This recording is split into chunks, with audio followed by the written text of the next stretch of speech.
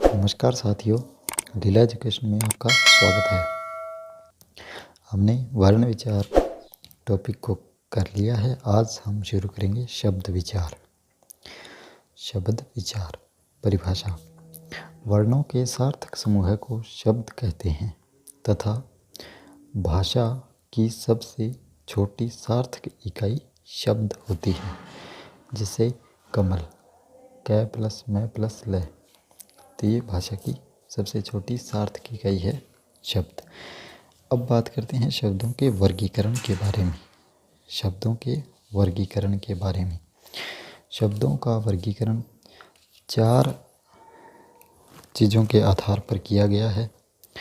Number 1 प्रयोग के आधार पर, नंबर 2 उत्पत्ति के आधार पर, नंबर 3 रचना के आधार पर और नंबर 4 है जी अर्थ के आधार पर। अर्थात शब्दों को अलग अलग प्रकार से वर्गीकृत किया गया है, जिनमें नंबर 1 है प्रयोग के आधार पर। प्रयोग के आधार पर शब्दों को 2 भागों में बांटा गया है, विकारी शब्द और अविकारी शब्द। विकारी शब्द वे होते हैं जिन पर काल, संज्ञा, सर्वनाम, काल, विशेषण आदि, लिंग, वचन आदि का प्रभाव पड़ता है। और अविकारी शब्द वे होते हैं जिन पर लिंग, वचन, काल का प्रभाव नहीं पड़ता। विकारी शब्द। विकारी शब्द में आते हैं संज्ञा, सर्वनाम, विशेषण और क्रिया। ये 4 टॉपिक विकारी शब्दों के अंतर्गत आते हैं। अर्थात संज्ञा, सर्वनाम, विशेषण और क्रिया पर लिंग, वचन, काल आदि का प्रभाव पड़ता है। और नंबर 2 पे है अविकारी शब्द। इनके अंतर्गत आते हैं क्रिया विशेषण, समुच्चय बोधक, संबंध बोधक, विस्मयादि बोधक और निपात। ये अविकारी शब्दों के अंतर्गत आते हैं। इन पर लिंग, वचन, क्रिया, लिंग, वचन, काल आदि का प्रभाव नहीं पड़ता है। नंबर 2 पे है जी उत्पत्ति के आधार पर शब्दों का वर्गीकरण। अर्थात जिससे शब्दों की उत्पत्ति हुई है, शब्द निर्माण, जैसे शब्दों का निर्माण हुआ है, उस आधार पर शब्दों को 5 भागों में बांटा गया है। नंबर 1 पर है तत्सम शब्द। अर्थात हिंदी की जो मूल भाषा संस्कृत है, उससे लिए गए शब्द तत्सम शब्द कहलाते हैं। तद्भव शब्द संस्कृत शब्दों का हिंदी में रूपांतरित शब्द तद्भव शब्द कहलाते हैं। देशज शब्द, विदेशी शब्द और संकर। देशज शब्द जैसे किसी वस्तु के लिए रूढ़ हो जाते हैं ना, जैसे वे शब्द देशज शब्द हैं। और विदेशी शब्द विदेशी भाषाओं से लिए गए शब्द विदेशी शब्द हैं। संकर शब्द 2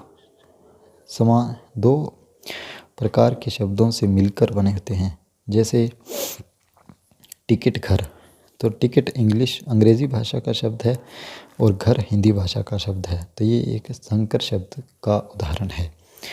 नंबर 3 है जी रचना के आधार पर वर्गीकरण।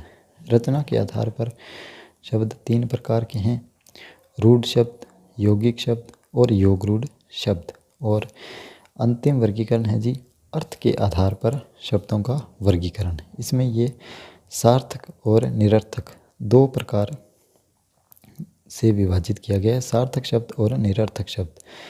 सार्थक शब्दों में आगे 4 प्रकार हैं, एक अर्थी शब्द, अनेक अर्थी शब्द, विपरीत अर्थी शब्द और समान अर्थी शब्द। एक अर्थी शब्द अर्थात जिस शब्द का एक ही अर्थ निकले वे शब्द। और अनेकार्थी शब्द एक शब्द के अनेक अर्थ निकलते हैं, वे शब्द अनेकार्थी शब्द कहलाते हैं। विपरीतार्थी शब्द अर्थात 2 असमान गुणों वाले शब्द जो आपस में जिनका अर्थ एक दूसरे के विपरीत निकलता हो, वो विपरीतार्थी शब्द कहलाते हैं।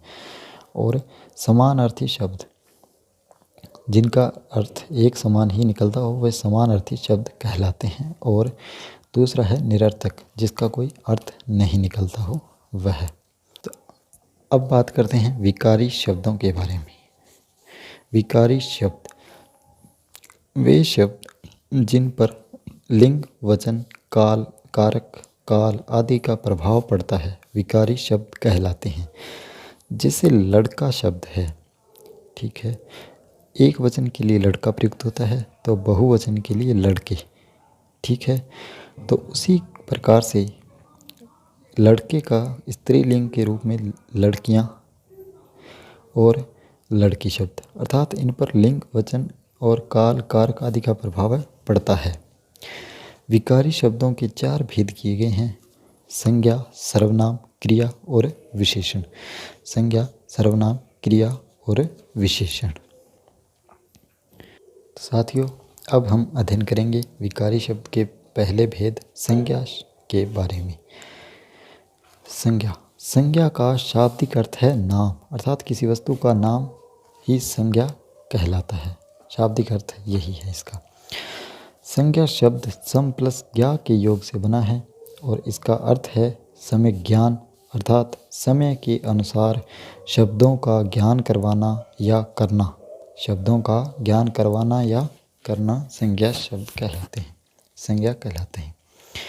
परिभाषा: किसी व्यक्ति, प्राणी, वस्तु, स्थान, भाव, अवस्था, गुण, दशा आदि का बोध करवाने वाले शब्द संज्ञा कहलाते हैं।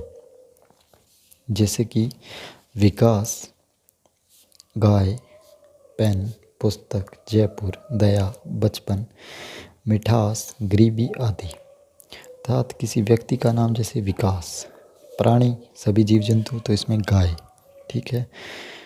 तो वस्तु पेन, पुस्तक और स्थान जयपुर, भाव के रूप में दया, अवस्था जैसे बचपन और गुण है मिठास, खटास, ये गुणों में आ जाएंगे। और दशा अमीरी, गरीबी, ये इसके उदाहरण हैं। तो संज्ञा को अभिधान भी कहते हैं। क्या कहते हैं संज्ञा को? अभिधान, अभिधान भी कहते हैं।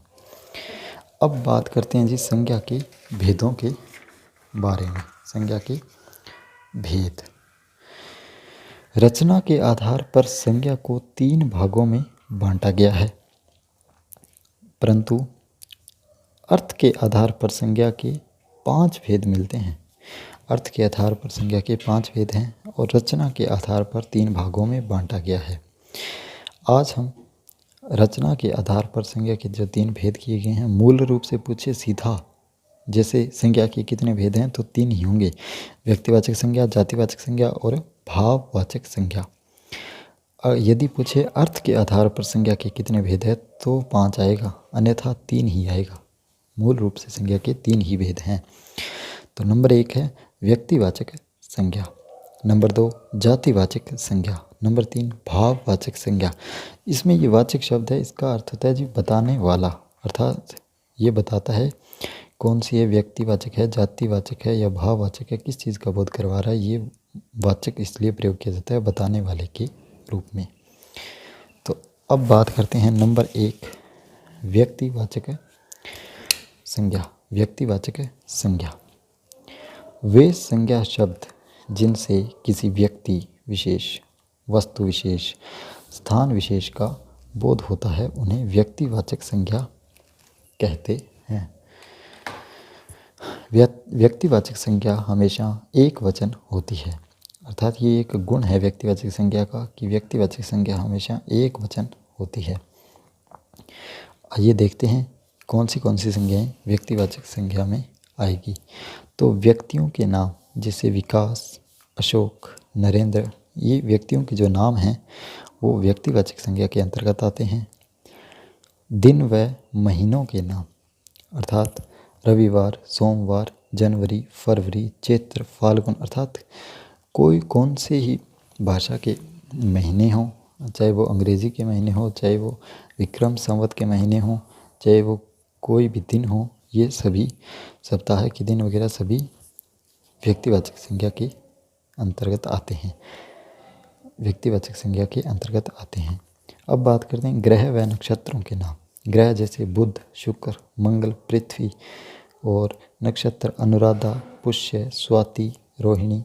27 नक्षत्र हैं हमारे हिंदू पंचांग में। तो इनके नाम हैं जो वे व्यक्तिवाचक संज्ञा के अंतर्गत आते हैं।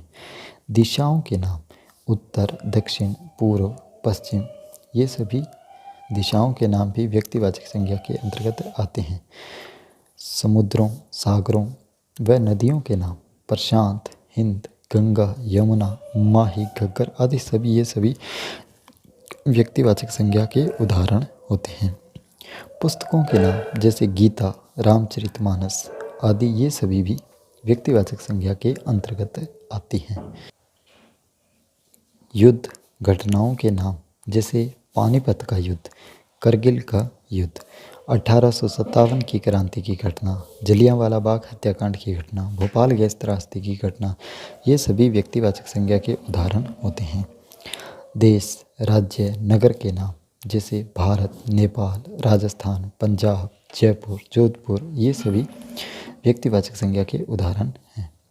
सड़क, चौक, चौराहों के नाम GT road, Jaipur road, Maharana Pratap Chowk, Bhagat Singh Chowk, Mansar Chauraha ये सभी व्यक्तिवाचक संज्ञा के उदाहरण हैं। अर्थात जिनको किसी नाम से संबोधित किया जाता है वे व्यक्तिवाचक संज्ञा के उदाहरण ही होते हैं। संवत व वर्ष के नाम जैसे 2022 ईस्वी, 2079 विक्रम संवत ये सभी व्यक्तिवाचक संज्ञा के उदाहरण होते हैं। स्थानों के नाम जैसे जयपुर, गंगा, हवा महल, हिमालय यानी किस क्षेत्र विशेष के नाम ये भी व्यक्तिवाचक संज्ञा के अंतर्गत आते हैं। धन्यवाद साथियों, आज की वीडियो में इतना ही। जुड़े रहिए हमारे साथ आगे के वीडियो देखने के लिए और हमारे चैनल को सब्सक्राइब कीजिए। धन्यवाद।